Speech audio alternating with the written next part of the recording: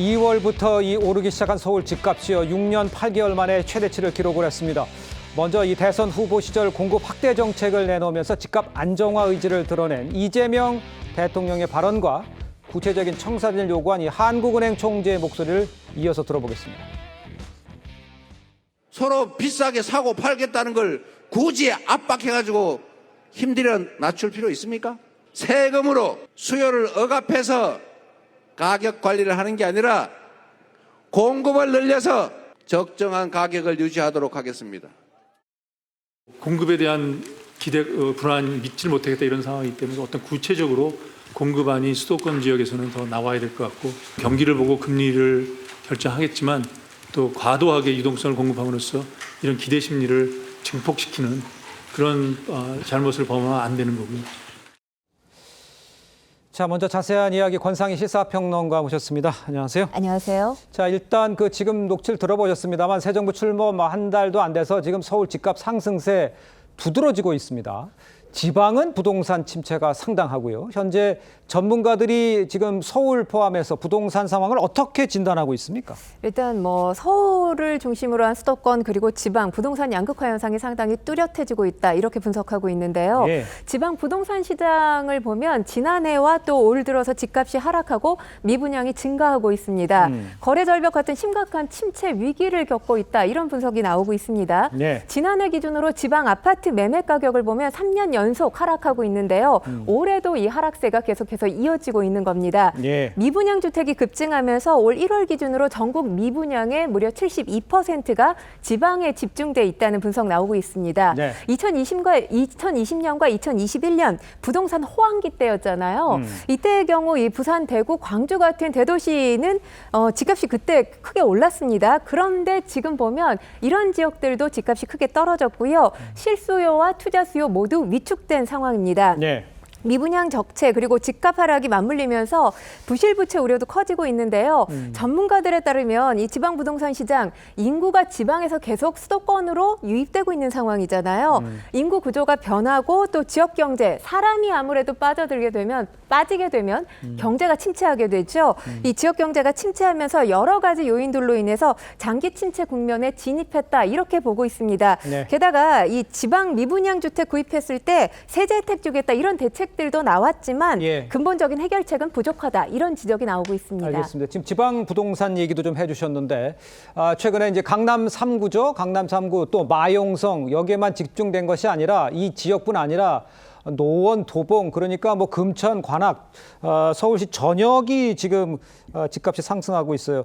바뀐 거는 정부만 바뀐 것뿐이 없는 것 같은데 오르니까 여러 가지 생각들을 하고 상상을 하고 있는데 가격이 오른 배경은 어디서 봐야 됩니까? 실제로는 이게 노무현 정부와 문재인 정부를 거치면서 부동산 가격 두 번의 여러 가지 우연과 정책적인 미스가 합쳐져 가지고 예. 두 번 더 이제 부동산이 오른 측면이 있거든요. 네네. 그러니까 실은 큰 틀로 보면은 이 진보 정부가 집권하면 부동산이 오르는 거 아니냐라는 이게 미신이든 아니든과 관계없이 예. 그런 심리가 형성된 측면이 있는 것 자체는 사실로 봐야 되고요. 그런 심리적인 게 그렇죠. 있다. 그런 심리적인 요인이 작동을 했고 네. 또 한축으로는 지금 이제 금리 인하에 대한 기대 같은 게 있는 거거든요. 네네. 미국도 마찬가지고 한국도 마찬가지고 금리 인하에 대한 기대감이 있기 때문에 그것까지 맞물려 가지고 오르는 게 아니냐가 있고 예. 그거보다 또 하나 중요한 거는 실은 지금 강남 3구와 마용성 같은 경우는 마치 왜 미국 달러나 국채 같은 경우가 경제가 어려워지면 오히려 미국 달러 가격이나 국채 가격이 또 올라가거든요. 네네. 마치 안전자산 또는 투자자산처럼 인식돼가지고 옛날로 치면 우리 대마불사 같은 표현이 있잖아요. 그러니까 저 자산을 사면 절대 떨어지는 일은 없어 라는 그런 심리까지가 됐기 때문에 이게 수요 공급 측면도 필요하지만 뭔가 투자 심리까지도 과거와 달라진 면이 있기 때문에 그것까지를 고려해서 좀 대책을 낼 필요가 있다 이런 생각이 듭니다. 그렇습니까? 일단 저 권상희 평론가 보시기에 지금 우리가 얘기하는 게 패닉 바잉이니까 일단 사고 보자 이런 시장의 분위기도 상당히 있다면서요. 네, 그렇습니다. 집값이 계속 오르거나 아니면 정책 변화가 예고된 시점에 지금 아니면 못 사 이런 불안 심리로 패닉 바잉 현상이 만들어지는 건데요. 예. 이 현상이 나타난 사례들 일단 이 저층 매물 신고가 경신 사례가 있습니다. 예. 서울의 이 강남 서초구 일부 단지에서 사실 아파트 저층은 그다지 인기가 없습니다. 그러다 보니까 고층 아파트에 비해서 고층에 위치해 있는 위치에 도시에 비해서 뭐 집값이 조금 싼 편인데 지금 이런 곳에서 1층부터 5층 저층 매물이 해당 단지 신고가를 경신했다 이런 소식들이 전해지고 있습니다. 그러다 보니까 이제 저층이라도 사자, 패닉바잉 현상으로 인해서 저층이라도 사자 이런 움직임이 발생을 한 건데 네. 저층 매물이 이렇게 신고가를 경신하게 되면 고층 매물 보유자들 호가를 더 올려야 되겠다 이런 심리가 작용하지 않겠습니까? 그러면서 집값이 더 오르고 있는 건데요. 이런 패닉바잉 현상, 이 부동산 시장의 불균형을 심화시키고요. 더 중요한 건 내 집 한 채 꼭 있었으면 좋겠다 이런 실수요자들, 예. 무주택자들 내 집 마련 부담을 더욱더 가중시키는 요인이 되고 있습니다. 그러니까 자꾸 이제 과거 생각이 나고 또 시민들도 그런 생각을 하고 있다. 뭐 그런 지적을 해주신 것 같은데 최 소장이 그렇다면 뭐 전셋값도 그렇고 계속 오르고 있는데 이거 언제까지 이렇게 오를까요? 지금 이게 앞에서 말씀드린 것처럼 심리적 요인까지 맞물려 있기 때문에 네.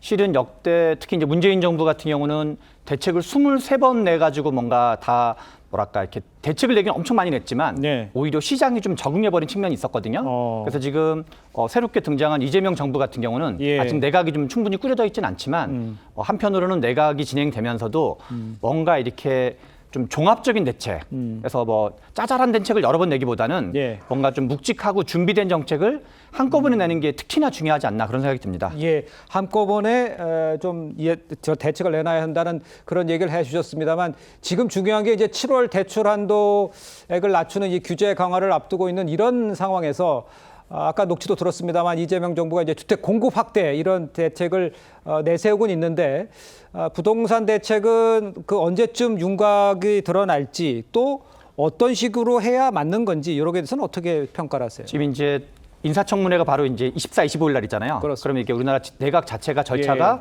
헌법 자체에 국무총리가 추천하도록 돼 있거든요. 그래서 일단은 총리가 인준이 돼야 되고, 네. 그다음에 이제 어느 정도는 뭐 국토교통부 장관을 포함해서 예. 어느 정도 이제 거기 뭐 기재부 장관이나 국토교통부 장관이나 그다음에 주요 부처인 금융위원회, 예. 금융위원장 정도는 어느 정도 돼야지.